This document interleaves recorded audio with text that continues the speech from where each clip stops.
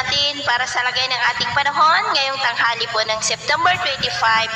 2023 na kung saan sa ngayon ay wala pong anumang sama ng panahon dito po sa loob ng ating area of responsibility, pero mayroon pong salubungan ng mga hangin gaya po ninyong nakikita dyan po sa gitnang bahagi po ng ating bansa na dahilan ngayon ng mga isolated rains sa ilang bahagi ng Central Luzon, Southern Luzon at Kabisayaan. Samantala, yung LPA naman po na nabuo dito sa loob ng ating area of responsibility sa kanlurang bahagi ay nakalayo na nga po at turing na po ngayon na isang mahinang bagyo at posibleng lalakas pa po yan na hihila sa habagat palayo po dito sa ating kalupaan.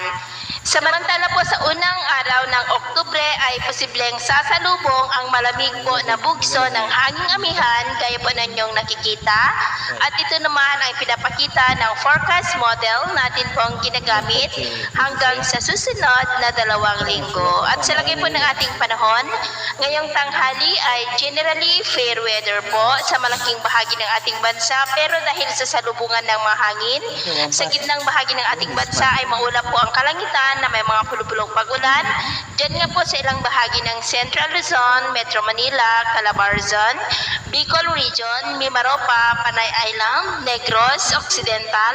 Northern part ng Cebu, Leyte, Samar Provinces, maging po sa ilang bahagi ng Surigao del Norte at ilang bahagi po ng Bukidnon. At sa susunod po ng mga oras ay mas mataas na ang tsansa ng maulap na kalangitan na minsan ay may kalakasan po ng mga pag-ulan, lalo na po dyan sa may Central Luzon, Metro Manila, Calabarzon, Mimaropa, ilang bahagi ng Bicol Region, Western Visayas, Central at Eastern Visayas, Zamboanga Peninsula, Northern Mindanao, Caraga, Davao Region at Sorsogon, maging po sa ilang bahagi ng Ilocos Region at Cordillera. Kaya kung lalabas po tayo sa ating mga tahanan, ugaliin lamang po natin lagi ang magdala ng kahit anong palangga natin sa init ng araw at proteksyon na rin po sa mga biglaang buhos ng ulan. At sa atin naman pong mga baybayin, wala naman po tayong nakataas na anumang gale warning signals, pero bayong pag-ingat lamang po kung papalaot tayo